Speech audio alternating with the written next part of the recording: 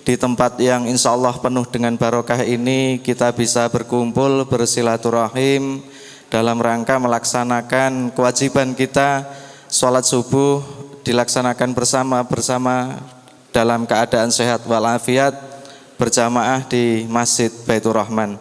Salawat dan salam marilah kita curahkan kepada junjungan kita Nabi besar Muhammad sallallahu alaihi wasallam. Semoga kelak kita mendapatkan syafaatnya di hari kiamat. Bapak Ibu hadirin rahimakumullah, kami mengucapkan selamat datang kepada Romo Yai Kiai Haji Haikal Zainuddin di tempat yang penuh dengan barokah ini. Mudah-mudahan kehadiran beliau menambah semangat kita untuk lebih mendekatkan diri kepada Allah Subhanahu wa taala. Kami juga menyampaikan permohonan maaf, salam dari Bapak Ketua Takmir, Pak Yai. Beliau pada hari ini melaksanakan tugas di Kendari, masih di sana di Sulawesi Tenggara untuk kegiatan seleksi tilawatil Quran dan hadis ke-28. Dan tidak mengurangi rasa hormat dan penghormatan kepada jamaah semuanya, beliau juga menyampaikan salam kepada jamaah, permohonan maaf yang sebesar-besarnya tidak bisa membersamai kegiatan kita pada pagi hari ini. Alhamdulillah juga ini sebenarnya kegiatan rutin yang dilaksanakan di masjid ini selama ini hampir berjalan sekitar 3 atau 4 tahun, 4 tahun terakhir ini. Kegiatan rutin untuk Ahad subuh itu ada kajian kitab, beberapa kitab dari ulama-ulama kita kaji di sini setiap Ahad subuh, dilanjutkan dengan jamaah sholat Isra. Itu rutin setiap hari Ahad, dan di hari-hari biasa, hari-hari lain juga alhamdulillah rutin kajian juga dilanjutkan dengan Isra, tetapi memang jamaahnya belum sebanyak kalau Ahad pagi.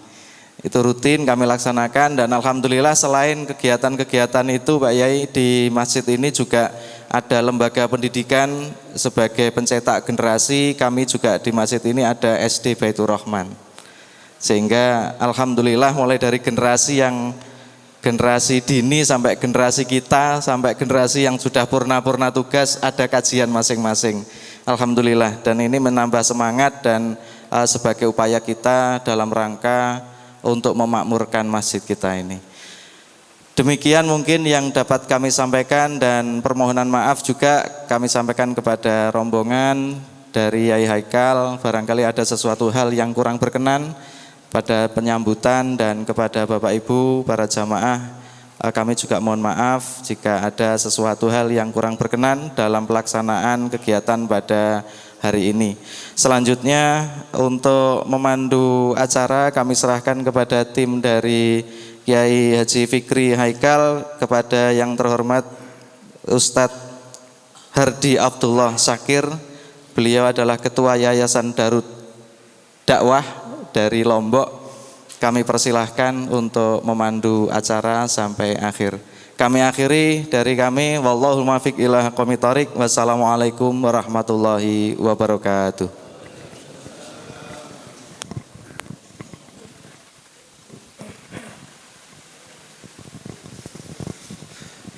Baik, matur nuwun Pak Ustadz, masyaallah.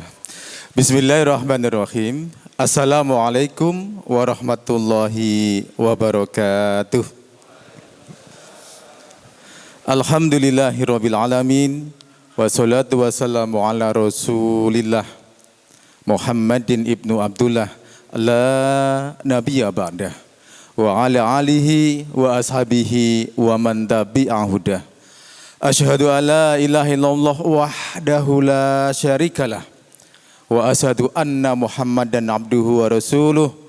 Allahumma sholli ala sayyidina Muhammad wa ala ali sayyidina Muhammad, amma ba'd. Yang kami hormati para alim ulama, para kiai, sesepuh bini sepuh, para tokoh masyarakat, tokoh agama, wabil khusus Ketua Takmir Masjid Baitur Rahman dan segenap para pengurusnya, Dan yang luar biasa ini jamaah ibu-ibu, bapak-bapak sekalian. Ibu-ibu gimana kabarnya Bu pagi ini? Alhamdulillah luar biasa. Allahu Akbar. Bapak-bapak semoga semua sehat Pak ya. Alhamdulillah.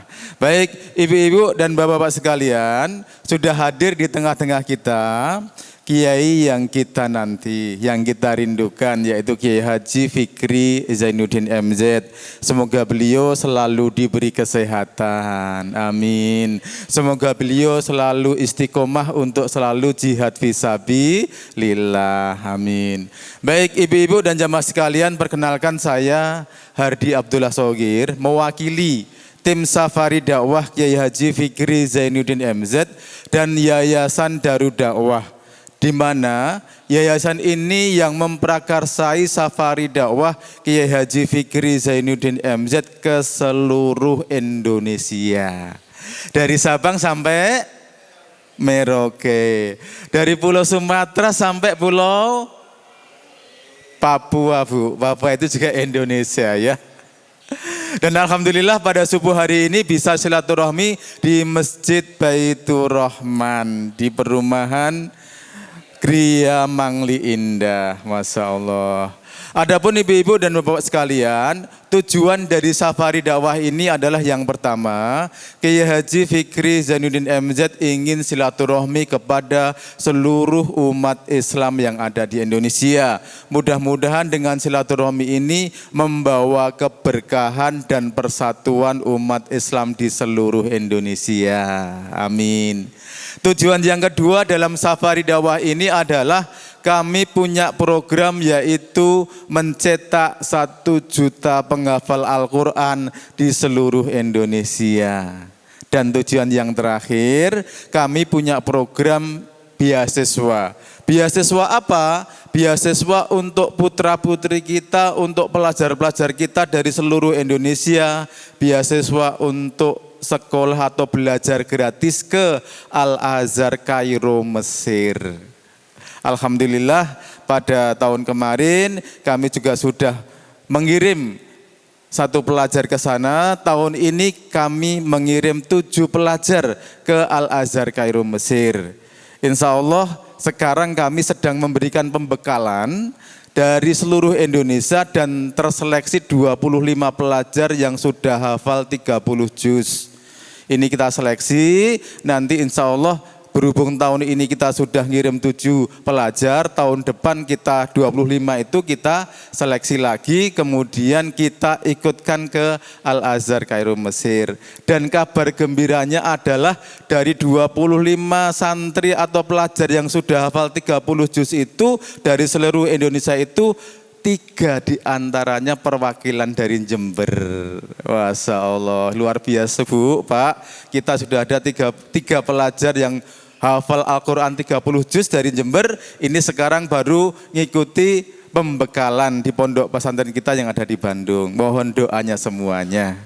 Baik ibu-ibu dan bapak sekalian, Kiai Haji Fikri Zainuddin MZ, beliau adalah putra dari Dai sejuta umat, yaitu siapa? Almarhum Kiai Haji Zainuddin MZ. Angkat tangan yang kangen dengan ceramah-ceramah Kiai Haji Zainuddin MZ, angkat tangan. Yang rindu dengan ceramah-ceramah beliau, angkat tangan. Kangen semuanya? Rindu semuanya? Pagi hari ini kita bawakan fotokopinya. Sebab apa? Sebab wajah beliau dengan abah beliau mirip, suaranya mirip, lucunya mirip. Beliau yang sering kita lihat di TV kita, di TV One, di Anyus TV, di Metro TV. Alhamdulillah pagi hari ini bisa silaturahmi dan kita bisa bertatap wajah langsung. Masya Allah. Baik, ini kelihatannya udah nggak sabar semua ya beliau untuk ngisi tausiahnya. Sebelum beliau mengisi tausiahnya, bapak-bapak, ibu-ibu, saya boleh minta satu hal dulu, boleh nggih? Bapak-bapak, ibu-ibu bisa senyum dulu. Pak, pagi-pagi senyum tak? Bu, yang di belakang Bu, Masya Allah, tangannya sampai dada-dada ya. Mungkin juga yang baru sakit gigi boleh senyum Bu ya. Sebab apa? Sebab kita kalau bisa senyum sekali aja dalam sehari, insya Allah masih hidup. Kalau kita bisa senyum 10 kali sehari, insya Allah sehat. Amin. Kita kalau bisa senyum 100 kali sehari, insya Allah sehat banget. Seperti kita berolahraga, berlari-lari 10 menit. Tapi kalau ada yang senyum-senyum 7.000 kali per hari, perlu kita periksakan ya. Sehat semuanya, semangat semuanya.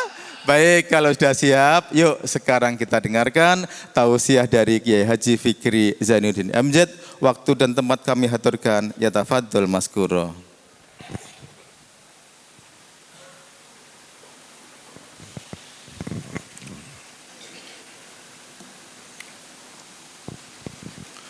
Assalamualaikum warahmatullahi wabarakatuh.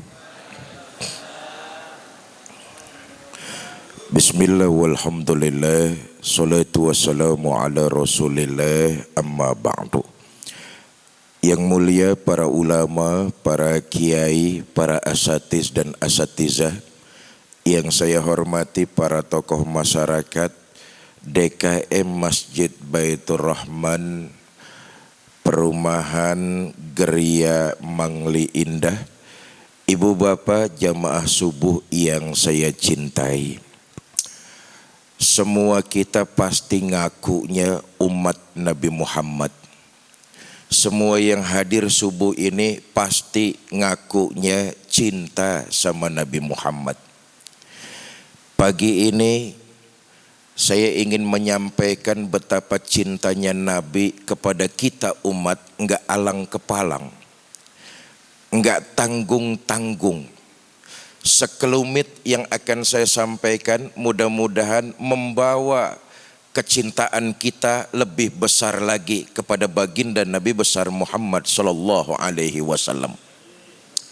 Sebab kata Nabi, engkau akan dikumpulkan bersama orang yang engkau cintai. Anta ma'aman ahbabta, engkau akan dikumpulkan bersama orang yang di dunia kamu cintai. Cinta kita kepada ulama, cinta kita kepada kiai, cinta kita kepada guru, sampai cinta kita kepada baginda Nabi besar Muhammad sallallahu alaihi wasallam. Mudah-mudahan di akhirat kita dikumpulkan dan mendapat syafaat dari Nabi Muhammad sallallahu alaihi wasallam. Pertama, Bapak Ibu saudara-saudara, satu hari malaikat Jibril datang menghadap baginda Nabi. Kata malaikat Jibril, Muhammad, hari ini neraka sedang dibakar oleh Allah. Apinya berkobar luar biasa. Panasnya enggak terkira. Hari ini Allah sedang membakar neraka. Membuat kami seluruh malaikat takut dan khawatir. Malaikat saja sampai takut dan khawatir ketika Allah membakar neraka.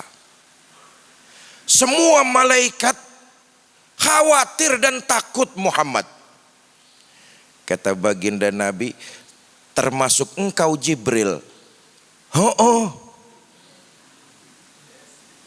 Loh, terus untung kata malaikat Jibril, aku teringat kepada dirimu.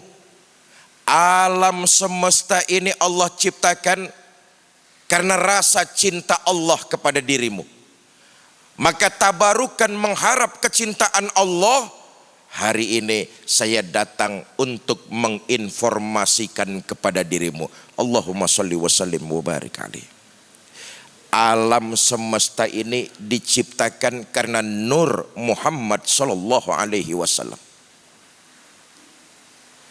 Untung kata malaikat Jibril, aku teringat Allah menciptakan alam semesta ini karena kecintaannya kepada dirimu, mengharap keridhaan Allah.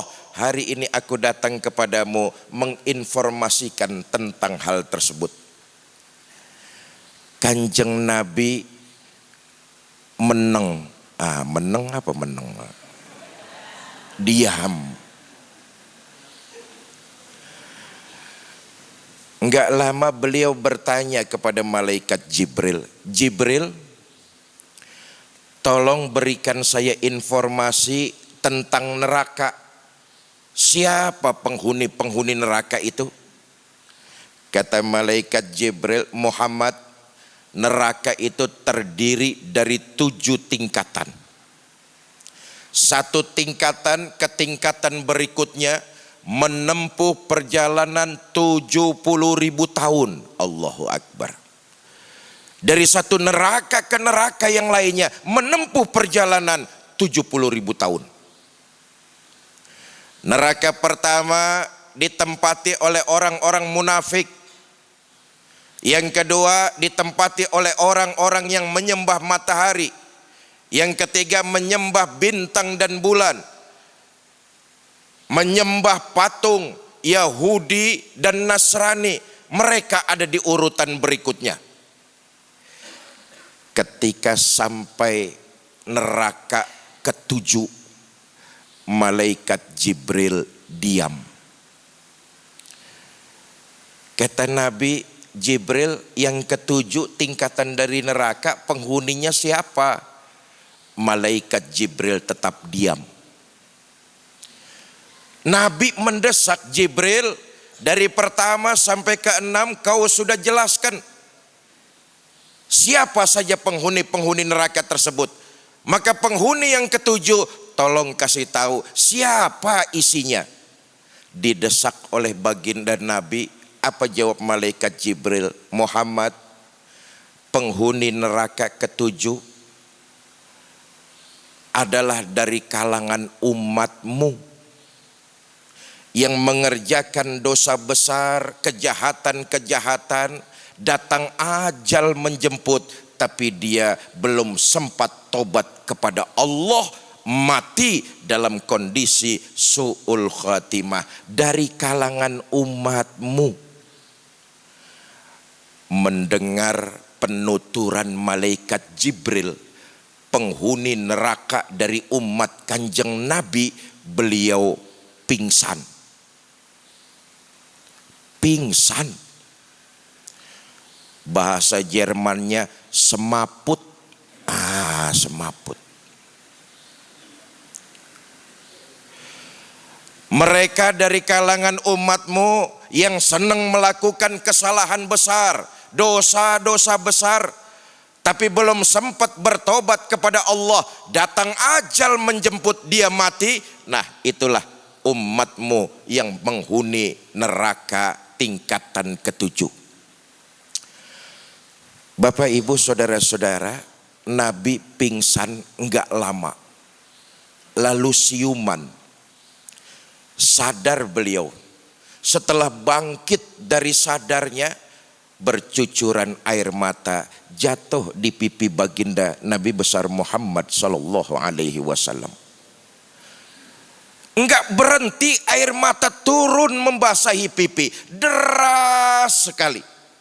Begitu sedih baginda Nabi mendengar umatnya jadi penghuni neraka tingkat ke-7. Nabi menghadap ke arah kiblat. Sejak saat itu sampai 3 hari ke depan, Nabi sujud, menaruh dahinya ke tempat sujud. 3 hari Nabi enggak bangun kecuali melakukan ibadah sholat. Menghadap ke arah kiblat, lalu beliau sujud sambil menangis, memohon kepada Allah dengan kalimat, ummati, ummati, ummati. Allahumma salli wa sallim wa barik alaihi. Begitu menginginkannya baginda Nabi agar kita selamat bahagia dunia dan akhirat. diberitahu oleh malaikat Jibril bahwa penghuni neraka ketujuh kalangan umatnya, beliau sujud memohon kepada Allah 3 hari enggak mendongakkan kepala kecuali sholat dengan doa ummati ummati. Satu. Yang kedua, Bapak Ibu saudara-saudara, setelah terjadinya kiamat, bumi alam ini hancur sehancur-hancurnya.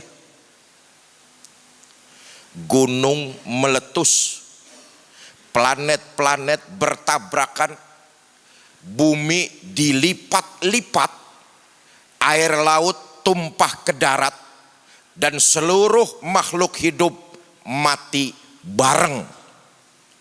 Kiamat, alam hancur. Makhluk yang pertama dihidupkan oleh Allah adalah para malaikat. Setelah malaikat dihidupkan oleh Allah, mereka diberikan tugas masing-masing. Setelah tahu tugasnya, maka Allah memerintahkan malaikat Jibril dengan Mikail. Untuk apa? Turun ke alam. Jibril, turunlah engkau ke alam, perintah Allah Subhanahu wa ta'ala. Untuk apa ya Allah? Cari kubur kekasihku Muhammad, bawa naik ke sorga. Malaikat Jibril ditemani oleh Mikail turun ke alam. Ngapain? Nyari kuburan kanjeng Nabi. Allahumma sholli wa sallim wa barik alaihi. Saudara bayangkan saat itu alam raya hancur, nggak karu-karuan, kiamat. Jibril mendapat perintah dari Allah mencari kuburan kanjeng Nabi. Ini 2 malaikat Allah, Jibril dan Mikail, bingung. Alam hancur, ngetan, ngulon, ngalor, ya ngono kuwi lah. Saudara, saat itu, hari itu alam raya ini hancur, sehancur-hancurnya, enggak jelas sudah bentuknya. Allah perintahkan malaikat Jibril nyari kuburan kanjeng Nabi. Enggak ketemu, wong alam hancur saudara, alam hancur, kiamat. Enggak ketemu kuburan kanjeng Nabi. Oh, jangankan nyari kuburan, nyari Jember angel. Betul apa tidak? Wong kiamat kok. 2 makhluk ciptaan Allah, Jibril dan Mikail, bersujud memohon kepada Allah, ya Allah, dengan kehormatan kekasihmu Muhammad, kiranya terbukalah bumi yang menyimpan tubuh suci kekasihmu. Atas izin Allah, bumi terbelah. Tempat menyimpan jasad baginda Nabi terbelah. Nabi bangkit dari dalam kubur. Allahu Akbar, persis kayak orang baru bangun tidur. Dari riwayat yang saya sampaikan, manusia pertama yang dibangkitkan oleh Allah adalah kanjeng Nabi kita Muhammad sallallahu alaihi wasallam. Makhluk yang dihidupkan oleh Allah pertama kali malaikat. Manusia pertama yang dibangkitkan Allah kanjeng Nabi. Terbelah bumi, bangkit Nabi, keluar dari dalam kubur persis kayak orang baru bangun tidur, ngucek-ngucek mata. Saudara, begitulah gambarannya orang yang mendapat nikmat kubur. Di alam kubur Enggak terasa penantian sampai datangnya hari kiamat. Kenapa? Nikmat yang dirasakan. Ketika sudah terjadi kiamat, bangkit persis kayak orang baru bangun tidur, enggak terasa. Kenapa? Orang soleh, orang baik, di alam kubur dia dapat nikmat.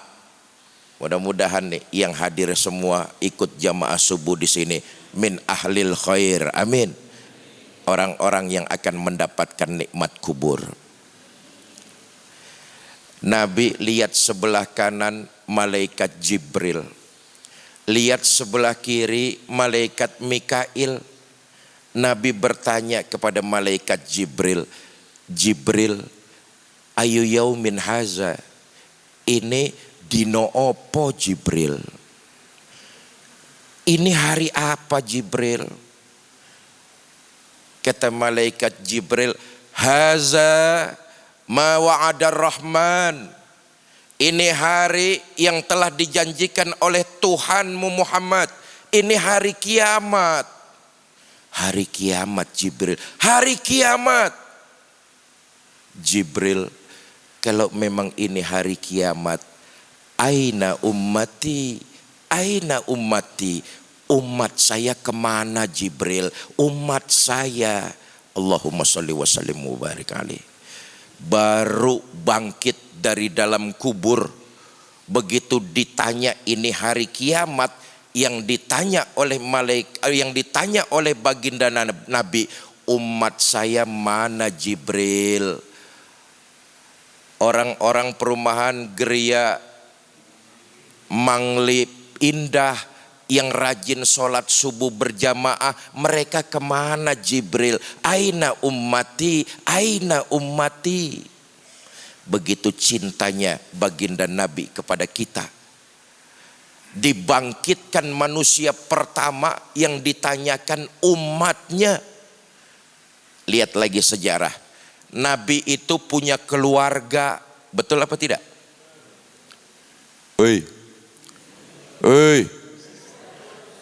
Ini dengerin apa enggak ini?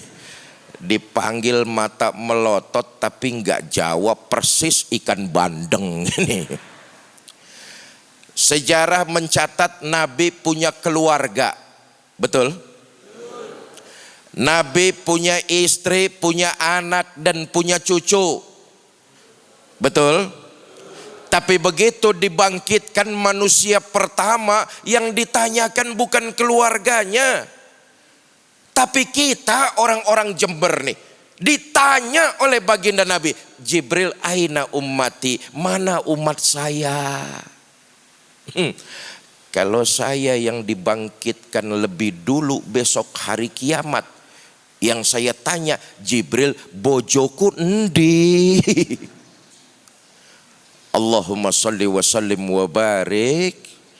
Baginda kita Nabi besar Muhammad sallallahu alaihi wasallam, cintanya kepada kita dari dunia sampai akhirat enggak alang kepalang. Enggak perlu kita ragukan lagi. Karena itu Bapak Ibu, di awal tadi saya katakan, kita ini jangan cuma sekedar ngaku jadi umatnya Kanjeng Nabi. Tapi mulai sekarang berusahalah untuk lebih maksimal mencintai Kanjeng Nabi. Dengan cara apa? Jalankan syariat agama yang sudah disampaikan oleh Nabi besar Muhammad sallallahu alaihi wasallam. Pagi ini saya ajak renungan. Saudara, banyak orang dahulu lahir hidup sezaman dengan Nabi, menyaksikan fisik Nabi, melihat mukjizat, menyaksikan peperangan yang dahsyat. Tapi oleh Allah mereka enggak diberikan hidayah untuk beriman kepada Allah dan Rasulnya, mati dalam kondisi kafir. Renungan buat kita. Kita enggak sezaman dengan Nabi, betul apa tidak? 14 abad yang lalu lebih. Kita enggak tahu fisiknya Kanjeng Nabi. Kita hidup enggak sezaman dengan beliau. Kita enggak menyaksikan turunnya mukjizat. Kita juga enggak melihat pertempuran yang begitu hebat dan dahsyat. Tapi alhamdulillah oleh Allah kita diberikan taufik dan hidayah untuk memeluk agama Islam, ditakdirkan lahir ke alam dunia sudah jadi umat baginda Nabi besar Muhammad sallallahu alaihi wasallam. Karena itu mencintai baginda Nabi adalah menjalankan syariat agama semaksimal mungkin sesuai dengan kemampuan kita. Satu nih. Yang kedua, masih ada korelasi syariat yang dibawa oleh baginda Nabi besar Muhammad sallallahu alaihi wasallam. Suruknya jam berapa ini, Ustaz? Sampai jam berapa pidatonya di sini nih? Sampai jam berapa? Jam 7. Wah, sampean nggak bayar aja jempit.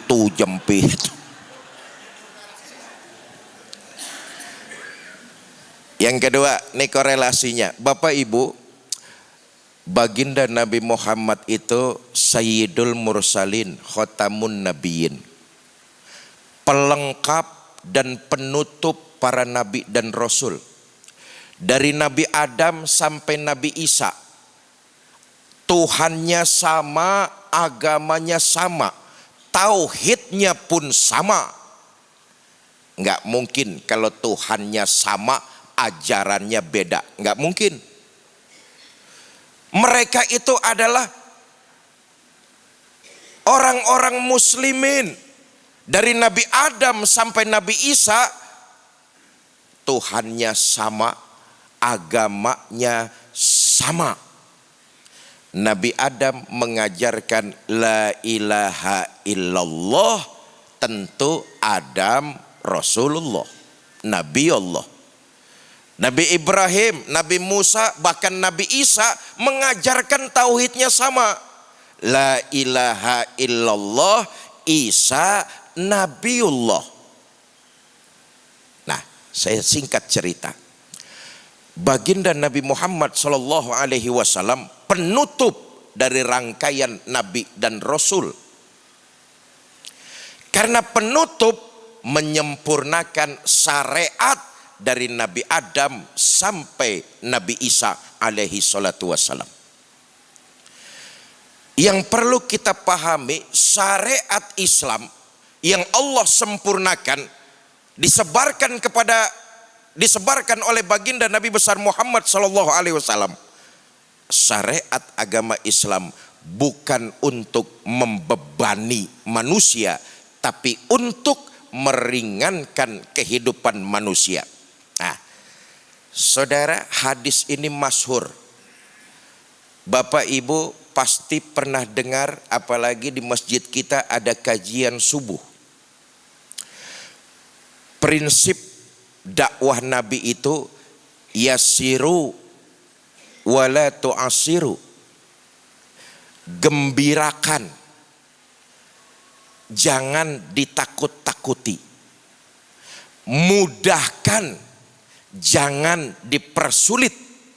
Yasiru wala tu'asiru. Mudahkan, jangan dipersulit. Inilah gambaran syariat agama Islam. Bohong kalau ada orang bilang syariat agama Islam hanya memperberat kehidupan manusia. Kalimat itu kalimat bohong. Orang kayak begini males datang ke pengajian untuk menimba ilmu agama. Yang ngomong kayak begini goblok. Goblok, tahu goblok? Dungu. Dungu, tahu dungu? Minum es ditiup dungu tuh. Disangkanya panas berasap itu.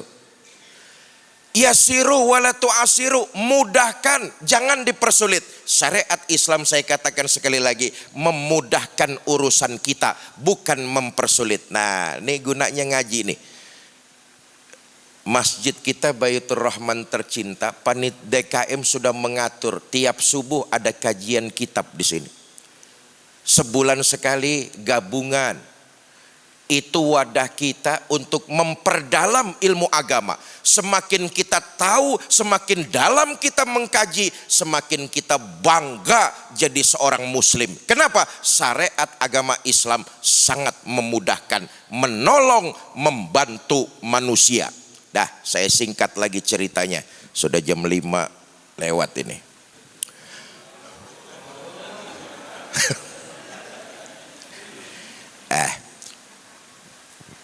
Ada satu kaidah menyatakan begini, taklilut takalif, menyedikitkan beban. Saya tanya nih, yang hadir sholat subuh pagi ini nih, jamaahnya ada nggak 50 orang nih? Lebih, 100 orang?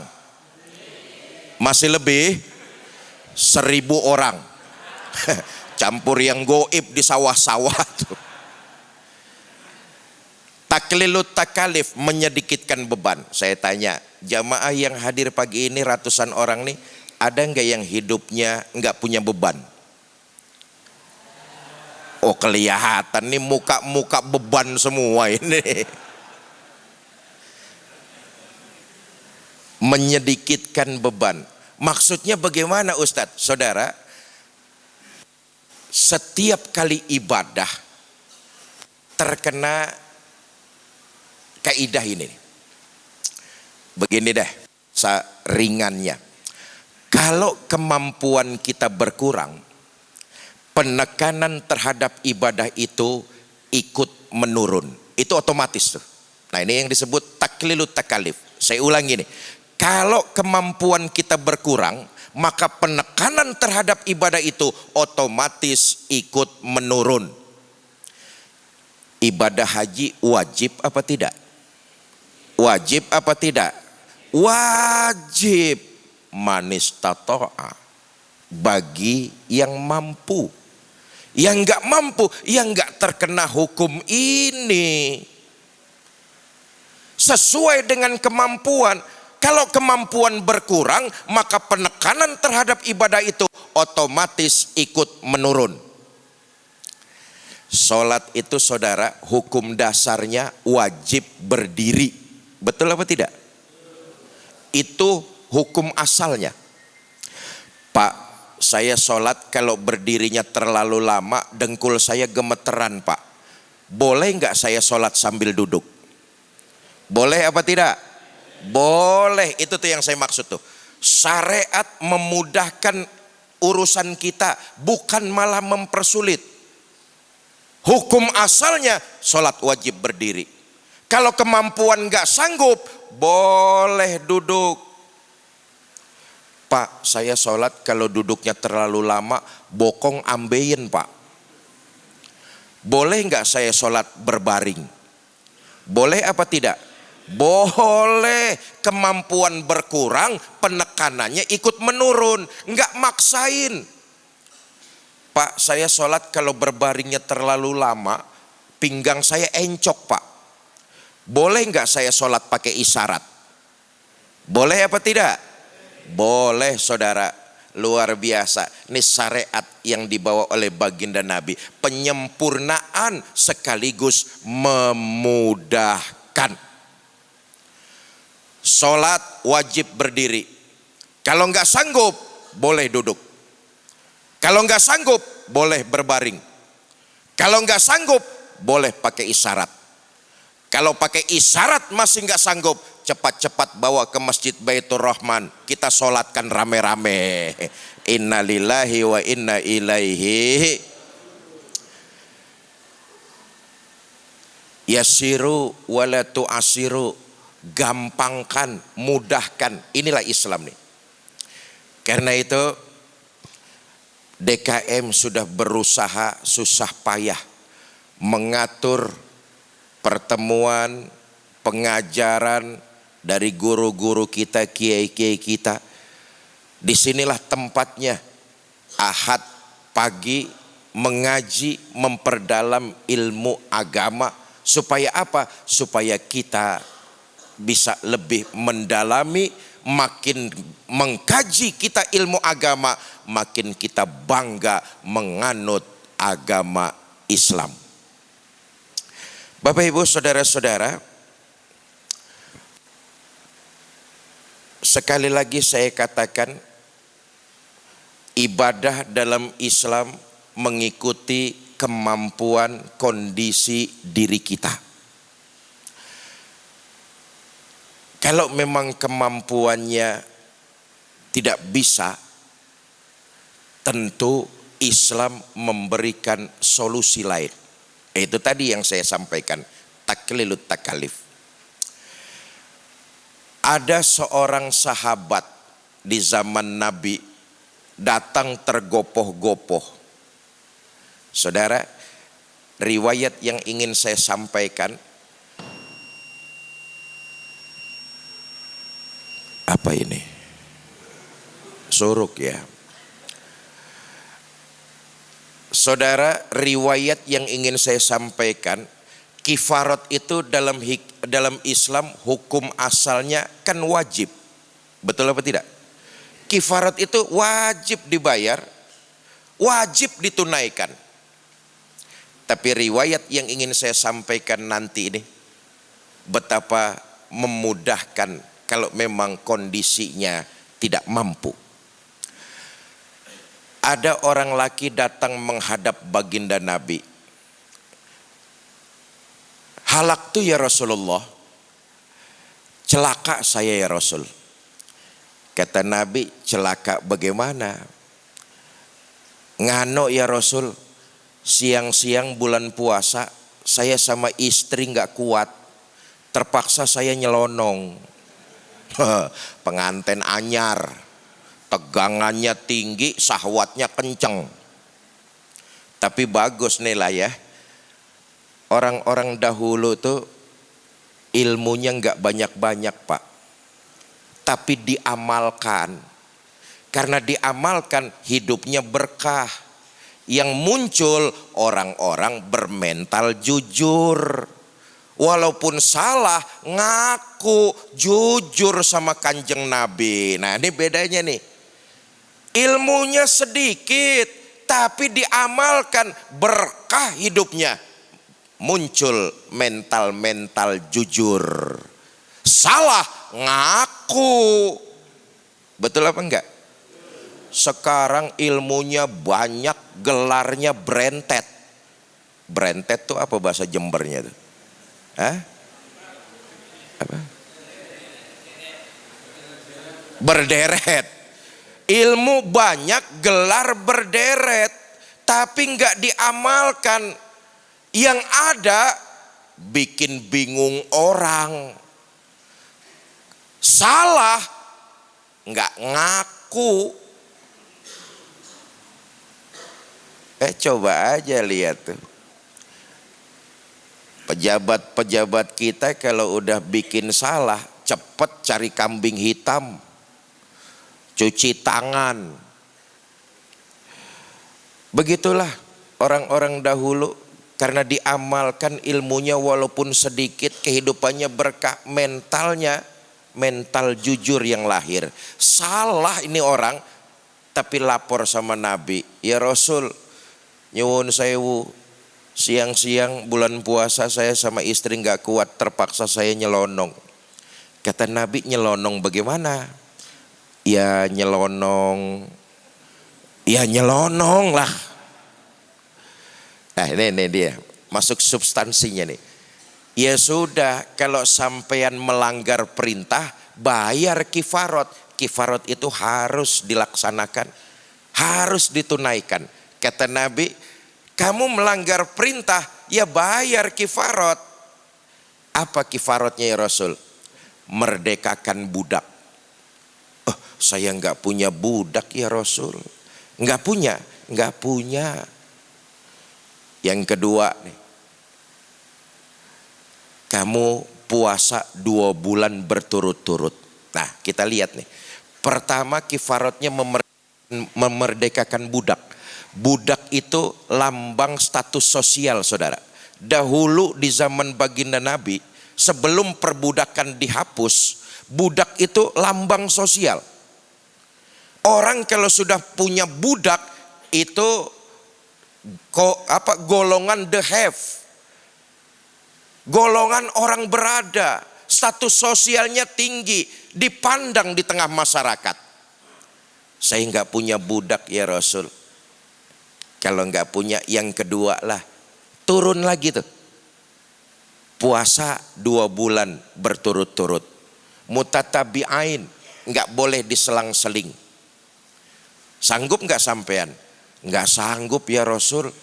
Jangan puasa 2 bulan, wong yang sebulan aja nyelonong. 2 bulan bisa 2 kali nyelonong saya ini. Ya kalau nggak sanggup, yang ketiga lah, saudara. Yang ketiga ini turun lagi nih. Kenapa? Kemampuannya terbatas, kondisinya yang nggak memungkinkan. Kalau kamu nggak sanggup puasa 2 bulan, yang ketiga lah, kasih makan 60 fakir miskin, 1 orang 1 mud. 1 mud itu takarannya sampai kenyang. Sanggup? Nggak sanggup ya Rasul. Jangankan kasih makan 60 fakir miskin, di rumah istri saya sehari masak, 3 hari libur. Ini orang rupanya udah miskin belagu ini orang ini Pak. Nabi masuk ke dalam kamar, beliau keluar bawa sekeranjang korma. Kata Nabi, "Mas, ini korma kamu bawa pulang. Nanti sampai kampung sedekahkan sama orang yang paling miskin di kampungmu." Ya Rasulullah, apa meneh toh? Nyuwun sewu, di kampung saya orang yang paling miskin ya saya. Belangsa ini orang nih. Saudara, kita lihat ya. Pertama, merdekakan budak, status sosial. Ini orang nggak mampu, turun tuh kifaratnya. Puasa 2 bulan berturut-turut. Ini orang nggak mampu juga, turun lagi. Kasih makan 60 fakir miskin. Nggak sanggup juga, kata Nabi, bawa pulang sedekahin korma ini kepada orang miskin di kampungmu. Ternyata dia yang paling miskin. Nabi senyum, lalu kata baginda Nabi, ya sudah, bawa pulang korma itu, kasih makan anak istrimu. Allahumma sholli wa sallim mubarik alaih. Melanggar perintah, melanggar syariat. Bukan kifarat, bukan denda yang dia dapat, tapi sedekah sekeranjang korma dari baginda Nabi besar Muhammad sallallahu alaihi wasallam. Udah jam 5:05 enggak elok. Bapak Ibu saudara-saudara, jadi saya simpulkan mulai pagi ini, jangan cuma sekedar kita mengaku cinta kepada baginda Nabi, tapi berusaha semaksimal mungkin, lagi-lagi sesuai dengan kemampuan kita, jalankan syariat agama. Salah satu yang diajarkan agama kepada kita adalah menuntut ilmu. Tadi sudah saya sampaikan betapa susah payah DKM masjid mengatur waktu, mencari guru, menyiapkan sarana dan prasarana untuk jamaah supaya hadir di majelis ini Ahad pagi dalam rangka menuntut ilmu. Karena itu makin kita ngerti, makin kita faham, makin kita tahu betapa hebatnya agama Islam, makin bangga kita jadi seorang muslim. Terima kasih kepada para tokoh di perumahan DKM Masjid Baitur Rahman dan teman-teman Yayasan Darud Dakwah. Yayasan inilah yang memprakarsai saya muter di Banyuwangi, di Jember selama 4 hari. Insya Allah sampai besok malam, Senin malam Selasa. Selesai malam saya akan kembali via Surabaya. Kemarin datangnya lewat Banyuwangi, kembalinya lewat Surabaya, biar bisa ngejar pesawat pertama dari Surabaya, ada yang jam 5. Sebab 4 hari di Jember, istri nggak ikut, kepala sudah pusing ini Wan. Jadi ngejar pesawat pertama. Saudara, yayasan ini dipimpin oleh Ustadz Hardi yang memprakarsai saya muter di Jember nih dari hari Jumat kemarin. Rasa-rasanya lumayan kan Jember. Dari Surabaya kurang lebih 4 jam. Dari Banyuwangi 3 jam. Lewat Kumitir, udah dibuka kemarin, ditutup tuh pengaspalan. Lumayan juga ke sini nih. Ada dari sini penerbangan, tapi penerbangannya cuma seminggu 2 kali. Itu juga penerbangan insya Allah. Kalau penumpangnya full berangkat. Rasa-rasanya kalau saya datang ke sini nih sendirian, ujuk-ujuk, rodo-rodo angel Pak. Rodo angel. Pertama lumayan adoh, nggih. Yang kedua uangnya juga lumayan. Loh tenan niki. Tiket Jakarta Banyuwangi itu 1.200.000 sekali berangkat. Super Airjet, wong penerbangannya cuman itu ke Banyuwangi. Super Airjet 1,2. Nganggo duit. Nganggo duit. Dari Banyuwangi saya harus sewa mobil ke Jember, pakai duit. Betul apa tidak? Mobilnya kan mesti isi bensin, pakai duit. Di Jember saya harus sewa penginapan, pakai duit. Terus saya harus makan, pakai tangan, makan pakai duit. Nah, untung ada wasilah, saya bisa ketemu sama keluarga besar saya di perumahan Geria Mangli Indah. Ustadz Hardi bersama tim dari Yayasan Darud Dakwah. Kami sedang mengusung satu program, yaitu mencetak 1 juta penghafal Al-Quran dan 1000 ulama. Saudara, program ini bukan program hayalan, tapi ini program kenyataan. Indonesia populasinya 285 juta orang, dari Sabang sampai Merauke, dari Aceh sampai Papua. Indonesia mayoritas pemeluk agamanya Islam, betul apa tidak?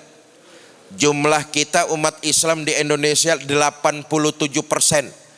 Dari total 285 juta orang, 87%-nya kira-kira 225 juta orang. Banyak apa tidak? Banyak apa tidak? Dari Aceh sampai Papua termasuk kita di Jember. Banyak. Kita punya modal yang luar biasa. Kita punya sumber daya yang sungguh besar. Tapi sayang, masih harus kita stimulan, kita sugesti, kita berikan semangat agar umat Islam jangan cuma banyak jumlahnya, tapi juga yang terpenting adalah kualitasnya. Penghafal terbanyak Al-Quran Palestina, padahal populasi Palestina rakyatnya hanya puluhan juta saja. Mudah-mudahan dengan program-program seperti ini Indonesia ke depan jadi terbanyak penghafal Al-Qur'annya, dan mudah-mudahan salah satu dari penghafal-penghafal tersebut adalah anak cucu keturunan kita semua. Amin ya rabbal alamin. Nah, Ustadz Hardi akan menjelaskan sekelumit tentang program tersebut sambil mengajak kepada kita untuk ikut berkontribusi dalam mencetak 1 juta penghafal Al-Quran dan 1000 ulama di Nusantara. Kepada Ustadz Hardi, waktu dan tempat saya persilakan. Baik Bapak sekalian, nyuwun sewu, nanti pengajiannya selesai kalau sudah ditutup dengan doa nggih. Nanti yang akan mimpin doa Pak Kiai langsung. Sebelum itu mohon kotak infak dikelilingkan, diisi seikhlasnya nggih. Untuk apa? Untuk perjuangan kami dalam safari dakwah ini, dalam dakwah, dalam mencetak 1 juta penghafal Al-Quran dan beasiswa anak-anak kita ke Al-Azhar Kairo Mesir. Maka dari itu Bapak sekalian, dalam safari dakwah ini memang kita ada program tadi. Maka untuk itu Pak Kiai ngajak kita semua untuk berpartisipasi dalam program tersebut. Nah, nanti bagi Bapak Ibu yang ikut berpartisipasi nanti akan diberi apresiasi hadiah. Hadiahnya berupa apa nih Bapak Ibu? Mushaf Al-Quran. Mushaf Al-Quran ini istimewa. Loh, kenapa kok istimewa? Karena di dalamnya sudah ada tanda tangan Pak Kiai sebagai rasa cinta kasih sayang Pak Kiai kepada jamaah sekalian.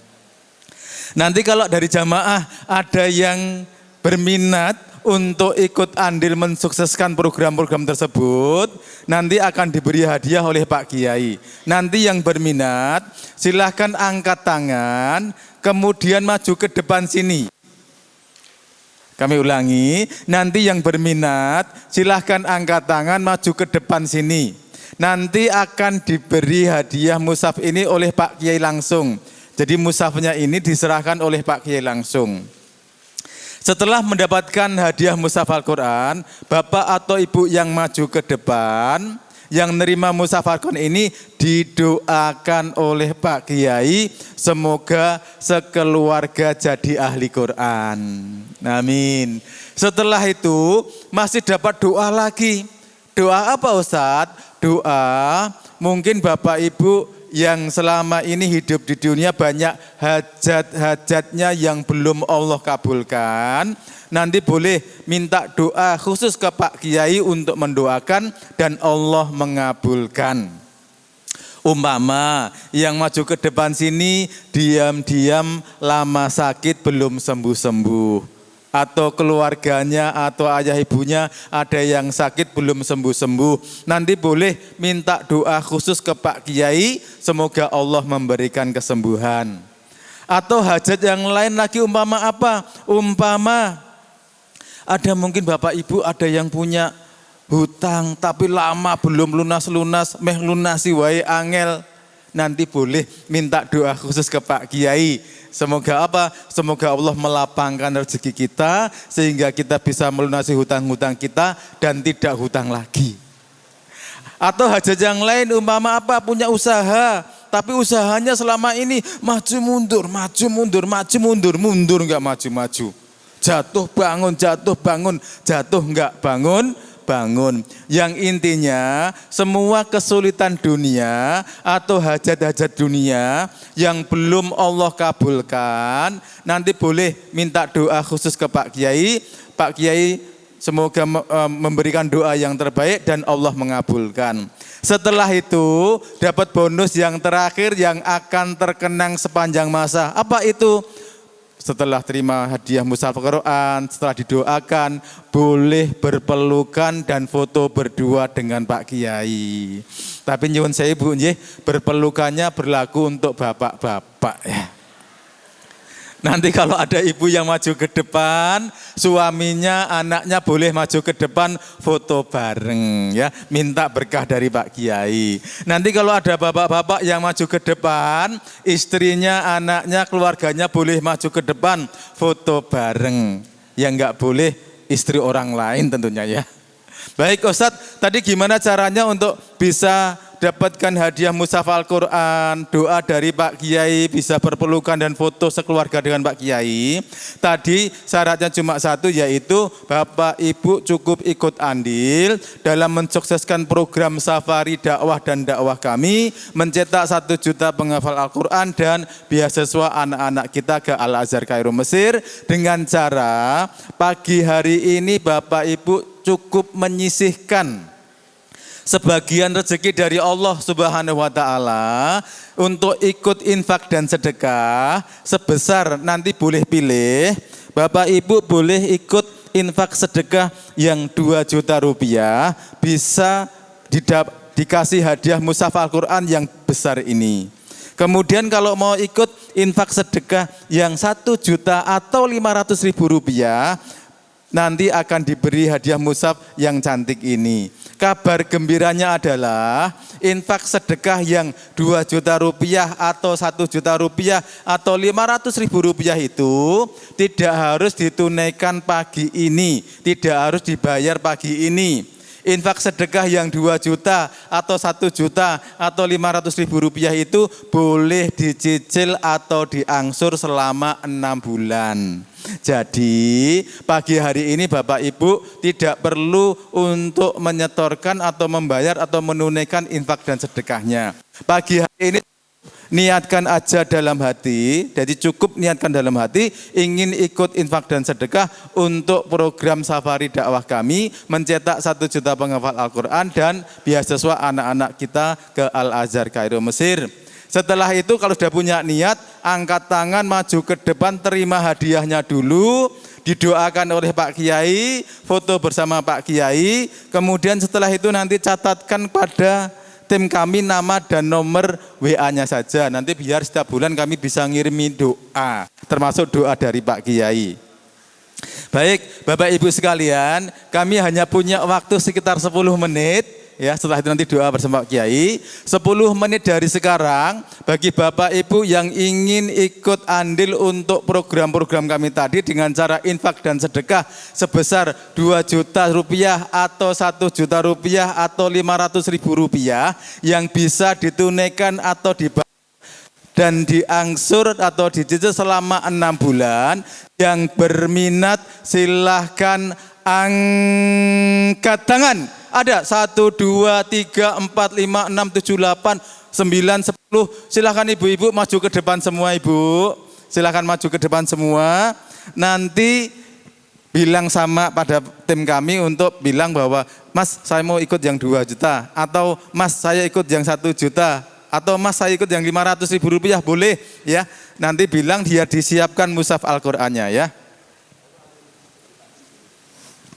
Baik Bapak Ibu sekalian, monggo Pak Kiai, sudah ditunggu oleh ibu-ibu ini Pak Kiai yang paling banyak ini. Ya Masya Allah. Jadi Bapak Ibu sekalian, sekali lagi dalam infak dan sedekah ini yang pertama perlu kami garis bawahi bahwa Pak Kiai tidak jual beli mushaf Al-Quran. Mushaf Al-Quran ini hanya hadiah. Berhubung hanya hadiah, sekali lagi berhubung hanya hadiah, maka tidak ada kata-kata jual beli. Berhubung tidak ada kata-kata jual beli, maka tidak ada juga kata-kata hutang piutang, enggak ada. Jadi ibu-ibu yang maju ke depan ini Bu, ibu enggak hutang. Ini hanya komitmen infak, boleh ditunaikan kapanpun. Ya, Ustadz, ini kalau pagi ini pas saya bawa ada uang nih Ustadz, bawa uang kebetulan 300.000 rupiah, boleh enggak dititipkan? Boleh. Sisanya Ustadz nanti kita angsur Ustadz mulai bulan depan dan seterusnya Ustadz, boleh enggak? Boleh. Ustadz nanti kalau bulan depan saya bisa ngasih Ustadz, kemudian 2 bulan lagi kalau enggak bisa ngasih bagaimana Ustadz? Ya enggak apa-apa, wong namanya juga belum ada rezeki. Kalau sudah ada rezeki baru ditunaikan. Bulan ketiga ada ditunaikan. Nanti akan diberi nomor rekening yayasan bunda-bunda Bapak nggih. Jadi jangan khawatir, nanti dikasih nomor rekening dari yayasan. Jadi bisa ke sana. Jadi Bapak sekalian, memang dalam infak dan sedekah ini beda dengan yang lain. Artinya apa? Ini ditunaikannya kalau sudah ada rezeki dari Allah ya. Makanya boleh ikut yang 2 juta boleh, yang 1 juta boleh, yang 500.000 boleh. Dan menunaikannya sesuka-sukanya aja. Kalau ada dapat dari Allah, Masya Allah. Jadi silahkan bunda-bunda sekalian, mungkin ada yang tanya lagi, Ustadz kalau saya ikut Ustadz itu kan bisa diangsur atau dicicil Ustadz ya. Nanti kalau saya bisa ngasih mungkin bisa 200, 300, nanti bulan ke depan bisa ngasih lagi. Tapi kemudian nggak ada lagi dan kemudian mohon maaf Ustadz, Allah panggil saya duluan Ustadz. Berarti saya punya dosa dong dan punya hutang dong. Kami jawab tidak. Bahkan ibu yang sudah maju ke depan ini sudah dapat pahalanya. Loh Ustadz gimana toh? Wong ini belum lunas atau belum bayar bahkan kok sudah dapat pahalanya. Apakah ada dalil-dalilnya toh Ustadz? Insya Allah ada. Jadi dalam infak dan sedekah Rasulullah Shallallahu Alaihi Wasallam bersabda, apabila kamu melihat saudara kamu sedang infak dan sedekah, tetapi saat itu kamu belum bisa ikut infak dan sedekah, maka niatkan dalam hati kamu, ya Allah, nanti kalau saya sudah ada rezeki, saya akan ikut infak dan sedekah seperti itu. Apa kata Rasulullah? Orang yang sudah punya niat seperti itu, dia sudah dapat pahalanya. Masya Allah. Padahal infak sedekahnya belum dibayar, tapi sudah dapat pahalanya. Masya Allah. Makanya berdasarkan dari hadis ini Pak Kiai bersama kami sekali lagi memberikan kelonggaran yang selonggar-longgarnya bagi Bapak Ibu yang ikut sedekah ini. Nanti boleh mau dibayar kapanpun boleh, mau dicicil berapapun boleh. Bisa mulai bulan depan, bisa 2 bulan lagi, 3 bulan lagi, 4 bulan lagi, 6 bulan lagi, setahun pun nggak masalah, 2 tahun pun nggak masalah, ya. Nanti menunaikannya berdasarkan kalau sudah ada rezeki. Masya Allah. Ustadz, ini rumah saya mumpung deket Ustadz, boleh nggak nanti saya lunasi langsung aja Ustadz, saya ambilkan uangnya dulu? Boleh. Jadi semuanya diperbolehkan. Mau bunda-bunda, mau bapak-bapak, mau ditunaikan langsung boleh, mau diangsur boleh, mau dimulai bulan depan boleh, sampai kapanpun boleh. Masya Allah. Baik, bunda-bunda, bapak-bapak dan jamaah rahimakumullah. Tadi mengenai program-program safari dakwah kami. Tadi yang pertama di samping program dakwah, kami ada program juga mencetak 1 juta penghafal Al-Quran seluruh Indonesia. Nah, program ini kami sudah membina 13 pondok pesantren yang tersebar di seluruh Indonesia. Pondok pesantren tahfidz. Jadi nanti putra-putri bunda kalau mau diikutkan beasiswa ini boleh ya, mondok di pondok pesantren kami. Pondok pesantren yang kami bina itu ada 13, diantaranya adalah ada 2 di Sumatera Utara atau Medan. Ada 3 di Bandung, ya ada 3 di Bandung atau Jawa Barat. Kemudian ada juga yang di Jawa Tengah, ada di Solo, Jogja, Semarang, ada di kemudian Cilacap juga ada. Kalau di Jawa Timur ini sementara baru 1 yaitu di Banyuwangi ya, di Kalibaru ya. Turun dari Gunung Kumitir ya, turun nanti kiri jalan itu ada di sana pondok pesantren yang kerjasama dengan kami. Kemudian ada juga yang ada di Lombok. Nah, yang di Lombok ini base camp kami karena di sana sudah ada 216 santri. Kemudian saat ini baru kita bangunkan pondok pesantrennya. Kemudian jamaah sekalian untuk program yang beasiswa ya, beasiswa anak-anak kita untuk ke Al-Azhar Kairo Mesir. Jadi bunda-bunda sekalian di sana itu anak-anak kita ini di sana kuliahnya di Al-Azhar Kairo Mesir. Ustadz, gimana caranya kalau kami mau mengikutkan anak-anak kami untuk bisa dapatkan beasiswa? Syaratnya ada 3 Bapak Ibu sekalian. Kalau ingin anaknya, putra-putrinya mau diikutkan beasiswa ke Al-Azhar Kairo Mesir. Yang pertama adalah putra-putri ayah bunda lulus SMA atau yang sederajat. Boleh SMA, boleh SMK, boleh MA, madrasah aliyah ya. Atau dari pondok pesantren pakai ijazah sertifikat paket boleh. Terus yang penting punya ijazah asli, nah itu yang penting. Kemudian syarat yang kedua, putra putri ayah bunda hafal Al-Quran minimal 15 juz. Minimal ya 15 juz. Sebab ini yang kami sedang beri pembekalan ini semuanya sudah hafal 30 juz ya. Termasuk yang dari Jember ini kemarin ada yang kita seleksi, ada yang lolos. Ya, ada 2 santri ya, 2 pelajar ya. Kemudian syarat yang ketiga, putra putri ayah bunda bisa bahasa Arab walaupun baru sedikit-sedikit, nggak apa-apa. Sebab nanti akan kita beri pembekalan, jadi jangan khawatir.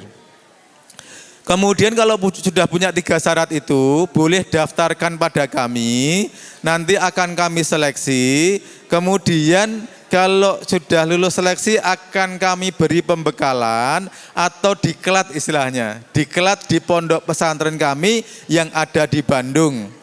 Berapa lama Ustadz? Bisa 6 bulan sampai 1 tahun. Tergantung kepada putra putri ayah bunda. Kalau dengan 6 bulan itu sudah layak kita kirim ke Al-Azhar, kita daftarkan ke Al-Azhar, nanti langsung kita daftarkan.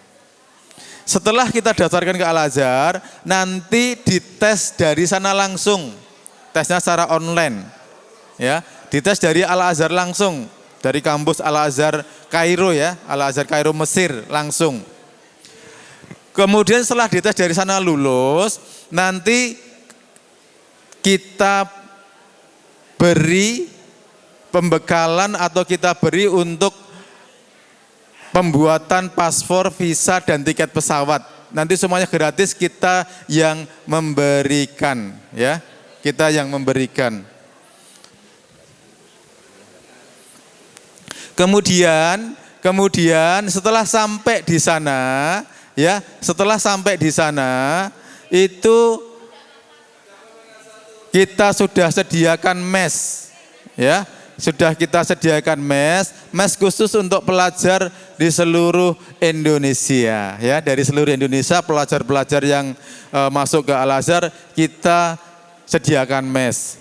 Setelah kita sediakan mes di sana, kemudian ada pertanyaan, Ustadz, lah nanti untuk biaya hidupnya bagaimana? Living cost-nya bagaimana?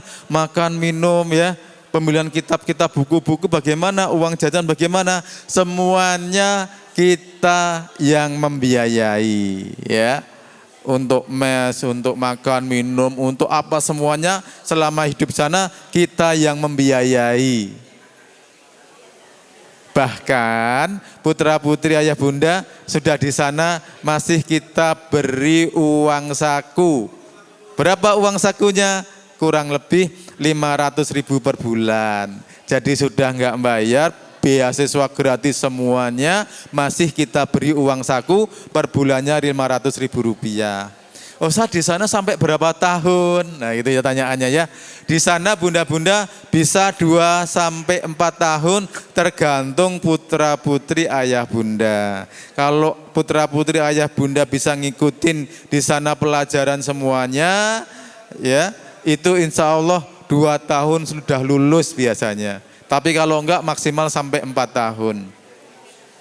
Kemudian setelah itu, setelah lulus, nah ini setelah lulus, kemudian kita kembalikan ke Indonesia. Nanti ada pengabdian setahun ya, untuk supaya bisa apa? Bisa menjadi dai nasional ya, selama 1 tahun. Setelah 1 tahun pengabdian 1 tahun, baru kita kembalikan ke daerahnya masing-masing. Kalau memang dari Jember ada, yang kemarin 2 itu sudah kita berikan pembekalan, nanti kita kembalikan ke Jember lagi, ke daerahnya masing-masing ya. Masya Allah. Jadi gitu ayah bunda untuk program-program kami dalam safari dakwah ini. Nanti mudah-mudahan ini ayah bunda yang ikut untuk berpartisipasi, Masya Allah sudah otomatis menjadi orang tua asuh bagi mereka ya. Insya Allah pahalanya akan melimpah.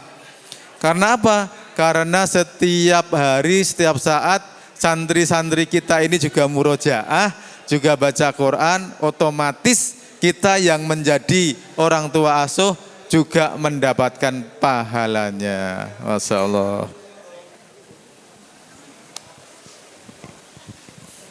Baik, ayah bunda sekalian, mungkin ada yang mau bertanya, silahkan ya, mengenai program-program tadi tersebut, boleh ya. Dan tidak lupa untuk ayah bunda yang ikut, jangan lupa juga niatkan untuk sedekah ini, infak sedekah ini juga untuk supaya pahalanya bisa kita kirim kepada leluhur-leluhur kita, kedua orang tua kita mungkin yang sudah meninggal dunia. Ya insya Allah tanpa mengurangi pahala kita, insya Allah pahalanya akan sampai pada beliau. Dan apa yang betul yang Pak Kiai tadi bilang bahwa hakul yakin pahala itu akan sampai di sana. Ya.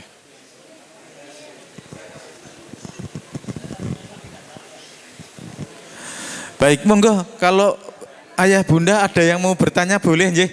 Mau bertanya tentang program tersebut boleh ya, monggo. Ada yang bertanya mungkin? Oh ibu mau bertanya? Oh, silakan bunda, sebentar saya ke sana aja ya, nanti biar enak ya. Nyuwun sewu, Bapak nyuwun sewu. Nggih, pripun? Nggih, bunda. Bunda bagus pertanyaannya. Tadi lulusan dari apa bisa masuk ke Al Azhar Karumir? Tadi sudah kami jelaskan bunda, lulusan SMA atau yang sederajat. Boleh dari SMK, boleh dari MA atau Madrasah Aliyah, atau kalau yang dari pondok pesantren, biasanya ada yang informal, boleh pakai paket ya, paket yang setara dengan SMA boleh. Yang penting ada ijazah aslinya atau sertifikat aslinya. Sebab ijazah ini kita kirim ke sana bun, ke Al Azhar waktu kita daftarkan itu. Kalau nggak ada itu ya nggak bisa ya. Nanti juga kita kan harus disahkan oleh Kemenak Pusat. Jadi kalau nggak disahkan oleh Kemenak Pusat kita juga nggak bisa memberangkatkan. Jatuh gitu bunda nggih, lulusan SMA. Sebab nanti ke sana adalah kuliah ya, kuliah. Baik, ada lagi mungkin yang mau bertanya bunda-bunda boleh? Atau ada yang bertanya mengenai infak juga boleh ya. Mengenai infak juga boleh. Jadi kalau ini infak ini mungkin bunda-bunda ada yang atau ayah anda ada yang tanya ya. Mungkin untuk melaksanakannya atau membayarnya nanti kalau sudah ada rezeki mungkin Ustadz nanti ini saya ikut tapi nanti saya membayarnya atau menunaikannya setelah saya jual itu tanah kemarin saya mau jual belum laku-laku, mudah-mudahan dengan infak ini malah bisa memperlancar nanti bayarnya Ustadz kalau tanah sudah laku gimana Ustadz? Boleh nggak apa-apa. Delalae lakunya kok lama ya nggak apa-apa, mungkin 5 bulan 6 bulan baru laku. Gimana? Ya nggak apa-apa. Yang artinya semua bisa ditunaikan, dibayar untuk infak sedekah ini sampai kapanpun. Masya Allah. Gimana Bapak? Ajarin.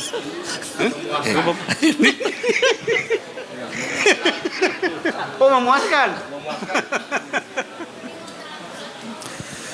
Baik, jadi bunda-bunda ayah yang sudah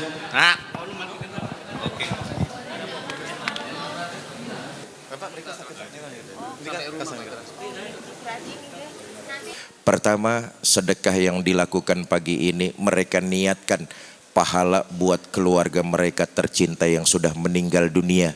Mudah-mudahan wasilah sedekah jadi pembuka pintu rahmat Allah, kubur keluarga mereka Allah jadikan raudhah min riyadil jannah. Yang kedua, sedekah pagi ini jadi wasilah penjagaan keluarga. Kalau ada yang sakit, mudah-mudahan dengan wasilah sedekah Allah angkat penyakitnya, Allah beri kesembuhan seperti sedia kala. Buat anak keturunannya yang sedang bekerja, ikhtiar berusaha dan menuntut ilmu dengan wasilah sedekah pagi ini, mudah-mudahan Allah berikan kemudahan dan kelancaran dalam segala aktivitasnya. Yang ketiga, sedekah ini jadi wasilah agar hajat dan keinginan yang selama ini terpendam segera Allah ijabah. Ada yang hajatnya kepengen melaksanakan ibadah haji, ada yang hajatnya kepengen punya menantu baik, ada yang hajatnya kepengen anak keturunannya masuk pesantren memperdalam agama dan jadi penghafal Al-Quran, ada yang hajatnya kepengen usahanya bertambah maju dan bertambah berkah, ada yang hajatnya kepengen masalah cepat selesai, Allah berikan jalan keluar yang terbaik. Hajat dan keinginan baik-baik tersebut mudah-mudahan dengan pembacaan suratul Fatihah dan wasilah sedekah segera Allah ijabah. Yang kedua, Fatihah ini buat kita semua jamaah Masjid Baitur Rahman. Mudah-mudahan semua kita dipanjangkan umur dalam taat kepada Allah, diberikan kita rumah tangga sakinah, mawadah dan rahmah, dikaruniakan kita keturunan soleh dan solehah, diwafatkan kita dalam kondisi husnul khatimah. Bitilkal niyah sayulillahi lahumul fatihah. A'udzubillahi minasyaitonirrajim. Bismillahirrahmanirrahim. Alhamdulillahirabbil alamin. Iyyaka na'budu wa iyyaka nasta'in. Siratal ladzina an'amta 'alaihim.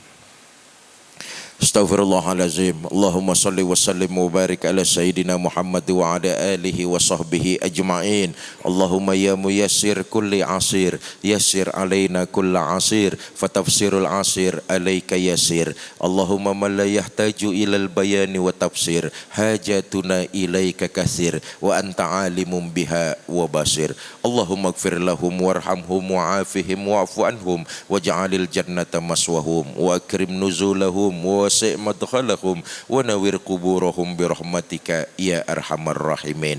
Rabbi gfir lana wa liwalidayna warhamhuma kama rabbayana saghira wa li jami'il muslimina wal muslimat mu'minina wal mu'minat al ahya'i minhum wal amwat. Rabbana atina fid dunya hasanah wa fil akhirati hasanah wa qina azabannar. Wa sallallahu ala sayyidina Muhammad wa ala alihi wa sahbihi wa sallam wa akhiru da'wana anil hamdulillahi rabbil alamin. Ini saja yang dapat saya sampaikan, mudah-mudahan ada manfaat, lebih kurang saya mohon maaf.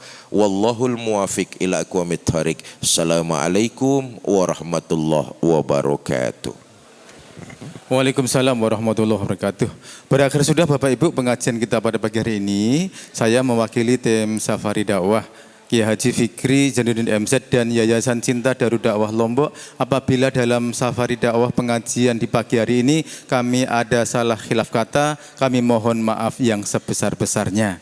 Cukup sekian dari kami, kita tutup dengan bacaan doa kafaratul majlis. Subhanakallahumma wa bihamdika asyhadu alla ilaha illa anta astaghfiruka wa atubu ilaik. Demikian dari kami. Assalamualaikum warahmatullahi wabarakatuh.